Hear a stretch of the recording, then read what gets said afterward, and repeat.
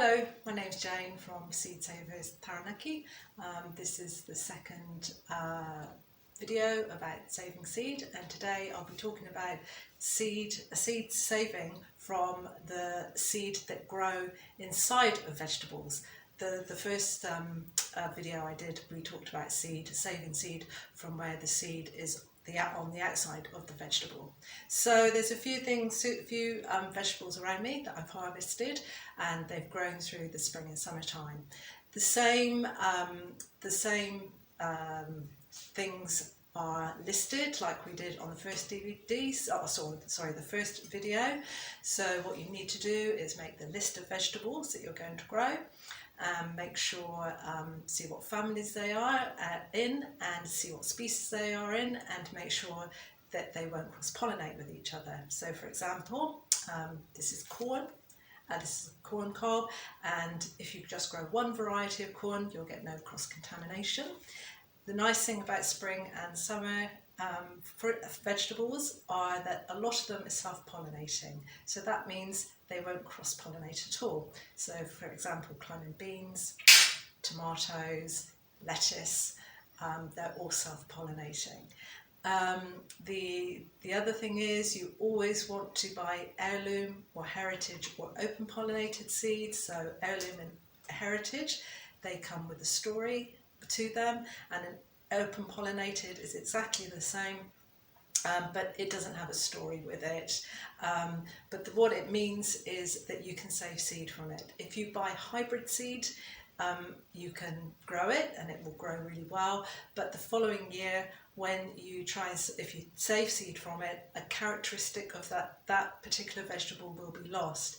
A lot of people save pumpkin seeds when they buy a nice pumpkin from the shop, and then the following year the pumpkin is not so good. It's usually quite watery inside. So I'm just going to use a few examples today. The main example I'm going to use is this is a Lebanese cucumber. So this has reached full maturity. The cucumber plant is starting to die back. Again, you wait till the actual plant starts to die back. There's been a good harvest of cucumbers this year, and just leave a few for harvesting to save the seed. So this has matured, the plant's dying back, so I've cut it from the plant. So you just cut into the cucumber, and I'll lift this up, and hopefully you can see there all the seeds that are inside.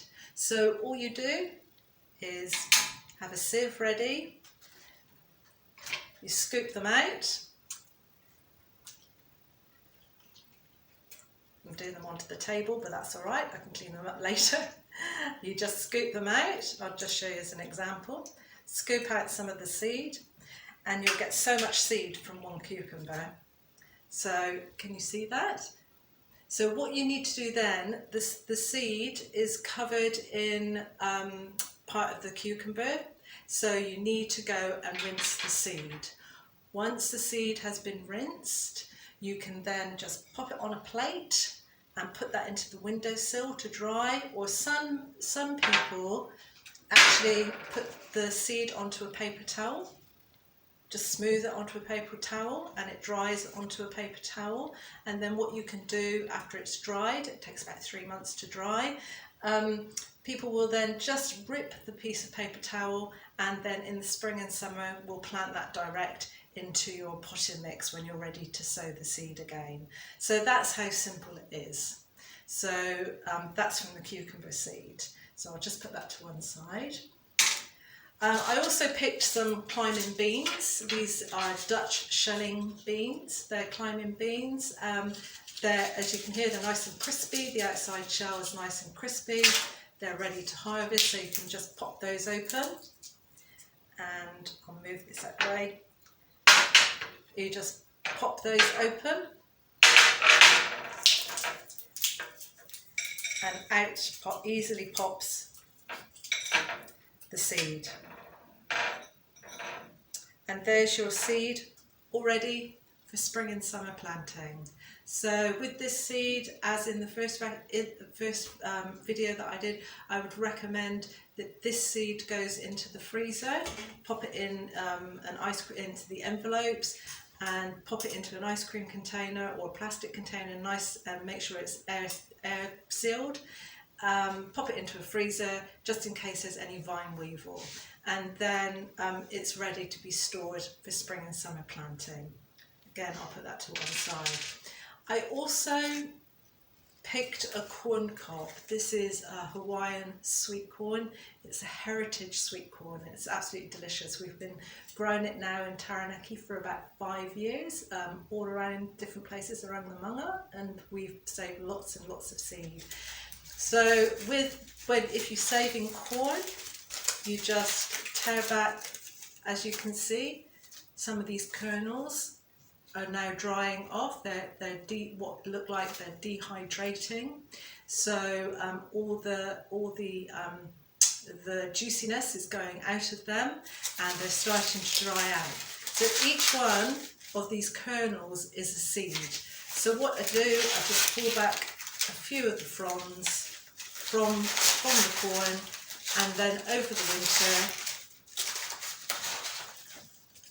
without exposing it too much, we'll take that away, hang them up in the garage, and they'll finish off dry out. I hang them up quite high, and thankfully the mice don't get to them. Hang them up quite dry, and they dry out lovely, and they'll be again ready to sow spring and summer. When you harvest these off of the cob in the spring and summer, again, I would just pop them into the freezer for a week just to kill any bugs or vine weevil that may have got into them. So that's the basics of harvesting the spring and summer seed. You don't really need the sieves for a lot of the seed. You will do if you're harvesting lettuce seeds, which I don't have an example to show. Oh, the other thing is tomato seeds. I won't open this up because it's quite difficult to see the seed on this little yellow pear tomato. This is a heritage seed that's been grown in Taranaki now for about 7 years. With the tomato seed, you can do it the same way as the cucumber seed. Put it in a sieve, rinse it, put it onto a plate to dry, or spread it onto the paper towel. Or the other way that some people do, they have a jar and do the fermentation way of doing it, and that's when you put the tomato seeds into a jar, leave them for about 5 days, and it gets all the kind of, I don't know the scientific name for it, but the gloop around the seed that stops it from, that actually stops it from growing. And you just rinse that off in a sieve, and then put those seeds again on a plate to dry out on your windowsill, and within about 3 months they'll be nice and dry. I just want to show you an example. These seeds have been on my windowsill for about 3 months. They're actually seeds from a rock melon, a heritage rock melon that we grew this year, and you can just hear how nice and dry they are.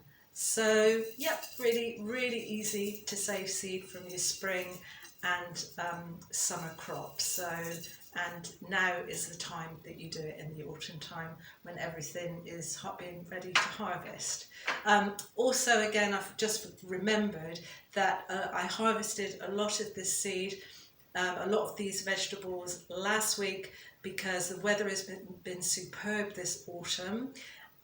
But last week we had a big weather front come through, so I harvested a lot of this before the rain came.